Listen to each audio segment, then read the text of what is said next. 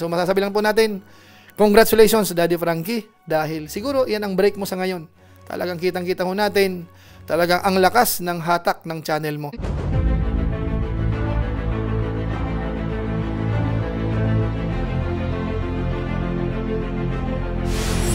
Ayun, shoutout guys, muli po, welcome to my YouTube channel. Ito po si Kuya Julay, ang inyong katugang, ang inyong kalingap na muling babati po sa inyo ng magandang araw, magandang gabi. Sang sulok man po tayo ng mundo naroon. At sa araw na ito, panibagong vlog po tayo. At ito naman po ay patungkol po dito sa isa sa mga charity vloggers sa Pilipinas na kung saan ho ay napaka-trending. Ang tinutukoy ko po ay si Daddy Frankie, na kung saan nung nakaraan po, hinulaan ho natin na sa malamang abutin niya po yung 30 million views sa darating hong katapusan ngayong buwan. Pero sa inyong kaalaman, ngayon pa lang po, higit 30 million views po si Daddy Frankie. So pag-usapan po natin yan maya-maya ng konti. Dahil ito po ay pampagood vibes, so i-share ho natin. Pero bago po yun, paalala muna si Julay, kung sakasakaling meron pa po ditong hindi nakasubscribe sa ating YouTube channel, huwag natin kalimutan, Julay Paunil. Tapos pakipindot lang po yung notification bell button para lagi po tayong updated sa aking mga video upload. Tapos yung ating Facebook page po, Julay Paunil 2.0, pwede naman ho nating suportahan. At siyempre po, suportahan po natin mga kasamahan ho natin sa Team Kalingap, mga Lingap partners, sina Kuya Bal Santos Matubang, tapos yung mga charity vloggers ho. Yan, kasama po sina Daddy Frankie ho. So maraming salamat po sa inyong lahat. Ngayon tuloy na po tayo, pag-usapan na po natin itong pinaka-good vibes po natin sa pagkakataong ito. Dahil tayo po ay magre-review ho tayo ng isa po sa mga channel ng trending ho sa ngayon. Kamukha po ni Daddy Frankie, yung kaibigan po natin, dahil ang ganda po ng kanyang views. So minomonitor po natin yan. Mula pa nung mga nakaraang buwan, makikita nyo po yan sa ating mga channel review na ginagawa every month. At minsan ho, mid of the month, makikita nyo po yung data mismo ni Daddy Frankie. Pero sa pagkakataong ito po, ipapakita ko po sa inyo. Dahil yung sunod-sunod, by date, yung pagtaas ng kanyang channel, i-share ko po sa inyo dahil nga nakakagulat po. Ang taas-taas na po. Ito na po yung level ho ni na Pugong Biyahero, ni na Kalinga Prab, noong mga nakaraang buwan ho, kapag sila po ay nasa rank 1. Yung level ho ni Daddy Frankie sa ngayon talagang mataas po. So ang gagawin po natin, siguro uunahin ko po muna yung yung sa Social Blade, yung statistics. Tapos mamaya ho, i-share ko naman sa inyo yung pagtaas by date. Alamin natin kasi may record po tayo kung saan na po saan na nakarating yung channel po ni Daddy Frankie. Bagamat siyempre po alam naman po natin, ang isa po sa nagpa-trending ho sa channel ni Daddy Frankie ay si Oliver ho. Yung isa po sa tinutulungan na talagang sumikat talaga, nag-viral ho talaga. So maraming vlog po si Daddy Frankie sa kanya na million views po na sa ngayon. At yung iba ho, malaki rin po yung views lumalabas. Bagamat siyempre po si Daddy Frankie po naman ay hindi lang naman kay Oliver nakafocus. Marami po siyang tinutulungan na halos kahawig din. Yung iba taong grasa, yung mga tipong mga na-depress, may konting mental health problem ho. Yan ang mga tinutulungan po ni Daddy Frankie na iba-iba po, marami ang tinutulungan ni Daddy Frankie. At yung iba ho, nakita natin, medyo lumalaki na rin po yung views, mga kababayan po natin. Bagamat hindi kasi laki ho ni Oliver, pero nakikita ho natin, mukhang organic na ho, yung talagang nanonood kay Daddy Frankie sa ngayon. So ngayon po, para makita ho natin, o kaya maintindihan nyo po yung sinasabi ko, mas maganda po, pakita ko muna sandali, yung statistics po ng kanyang YouTube channel. Ito po yun. Ito po ang channel po ni Daddy Frankie. Base po ito sa Social Blade. So mapapansin po natin dito yung kanyang views po for the last 30 days. Umabot na po ng 34 million. Ang laki po nito. Tapos yung kanyang bilang ng subscribers naman po na nadagdag for the last 30 days ay malaki rin po. 220,000. So malaking-malaki po yan. At kitang-kita ho yan dito po sa graph. Ito ho Ito po yung sa views. Makita natin ang kanyang average po ay dito sa range na yan. Pero pagdating po dito, bandang September ho yan, ay talagang umangat ng sobrang taas. Ganon din po sa bilang po ng subscribers. Ayan, ito yung kanyang average. Tapos pagdating po dito, ang taas. Bagamat medyo bumaba na rin po, pero mataas pa rin compared doon sa kanyang average. So pagdating po sa bilang ng subscribers, meron na po siyang 1.31 million. At yung kanyang total video views naman ay umaabot na po ng 272,819,103. Ang kanyang bilang ng upload, umaabot na po ng 1,823. Yung kanyang rank po sa Pilipinas ay hindi pa ho pinapakita.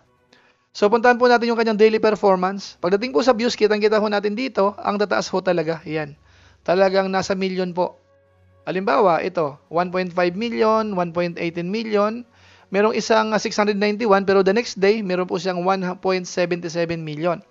Tapos merong 1 million, 1 million, 1.1, and so on ho. Lahat ho yan ay makikita natin talagang mataas. So puntahan po natin yung kanyang average ho. Pagdating po sa views, nag-average na po siya ngayon ng 1,119,530.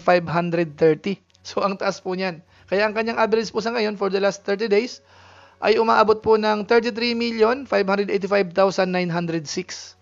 So yung 34 ho ay rounded off po ito, yung 34 million. So pagdating naman po sa bilang ng subscribers, meron po siyang 7,300 araw-araw. Kaya yung kanyang 30 days time, umabot po ng 220,000. Yung bilang naman po ng kanyang upload araw-araw, meron siyang 3. Kaya yung kanyang 30 days time naman po ay meron siyang 90. So sa kabuuan ho, napakaganda po ng pinapakita ng statistics ng channel po ni Daddy Frankie. So ayun mga kawain po natin, nakita nyo po yun. 34 million po yung kanyang 30 days time. So hindi natin sigurado ho sa katapusan po ng buwan kung ito po ay madadagdagan pa mga kababayan po natin. At ang napansin po natin dito, iyan po ay organic. Kasi kung titingnan po natin yung added subscribers, umabot po ng 220,000. So sa makatuwid ho, sa 30 days time lang ho, nadagdagan ka ng 220,000 subscribers, ay ibang klaseng trending po yan. Napaka-organic po niyan. Kaya asahan ho natin, ito po ay tataas pa ng tataas.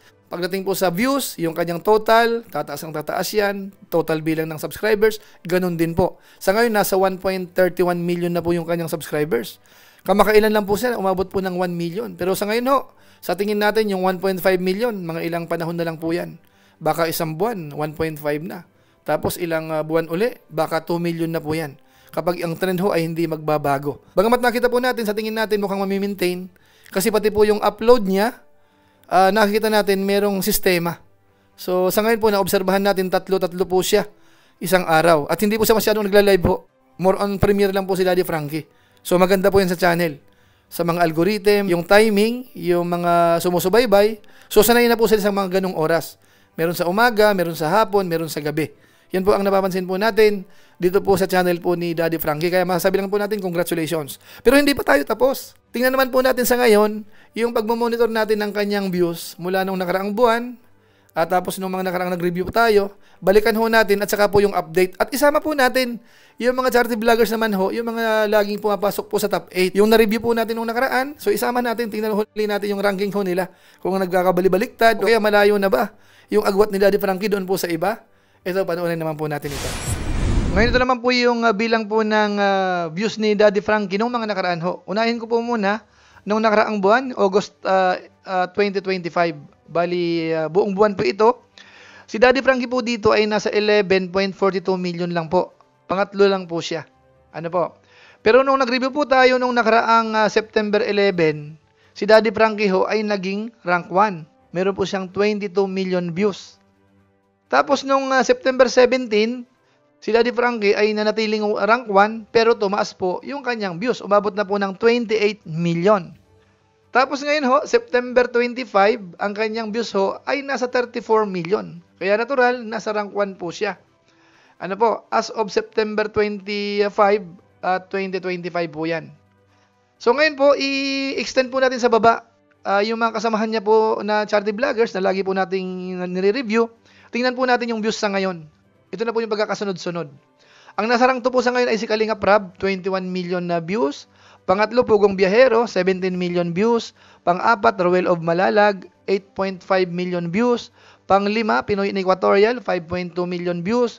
Pang-6, Wildlife PH, 4.9 million views. Pang-pito natin, Kalinga Prab, yung second channel, 4.7 million views. At saka yung pang-walo, Bal Santos Matubang, 4.2 million views. Ang nalaglag po dito ay si Tekram, nasa rank 10 po siya sa ngayon, dahil meron lang po siyang 3.8 million views. Si Lori Aquino Talita, nasa rank 9, 3.9 million. At saka si Marcos TV Channel, 3.5 million, nasa rank 11.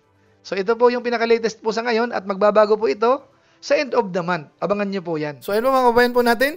Kitang-kita po natin ano. May 28. Ngayon po ay 34 million views na po si Daddy Frankie po mga kabayan po natin.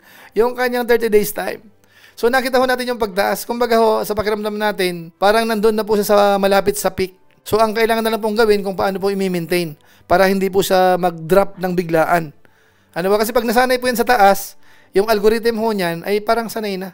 Pati yung recommendation niyan, makita natin talagang malakas ang recommendation. So, abangan po natin kung saan po makakarating ang channel po ni Daddy Frankie, yung pagiging viral niya po sa ngayon mga bayan po natin. So, masasabi lang po natin, Congratulations, Daddy Frankie, dahil siguro yan ang break mo sa ngayon. Talagang kitang-kita ho natin, talagang ang lakas ng hatak ng channel mo. Sa ngayon ho kasi medyo mahirap pong kumuha ng trend, mga kabayan po lang. Siguro po sa dami ng mga vlogger na rin. Pero kapag ka po yung mga ganitong nagbabiral, pansin na pansin po yan natin. Kaya congratulations muli kay Daddy Frankie. So yun lang po muna siguro ang ating pampagood vibes po sa ngayon. Pang pa-inspire sa mga YouTuber din, lalo yung mga charity vlogger na medyo humihina po ang views sa ngayon. Minsan parang tinatamad, parang nahihirapan pong kumuha ng views. Tuloy-tuloy lang po para kung sakasakali ho, baka ipagkaloob din uli yung kamukha po ng nakukuha po ni Daddy Frankie po sa ngayon. So maraming salamat po sa inyo at yan lang po muna. Kita-kita ulit tayo sa next vlog po natin. Kung inyo po itong nagustuhan, pwede po nating i-share. So maraming salamat. So muli, ito po si Kuya July, ang inyong katugang, ang inyong kalingap na pansamantalang nagpapaalam po muna. Kita-kita ulit tayo sa mga susunod ko pang vlog. Maraming salamat sa inyong walang sawang pagsuporta po sa ating YouTube channel. Pagpalain nawakin ng Diyos, ang buhay tayong lahat. God bless. Bye-bye.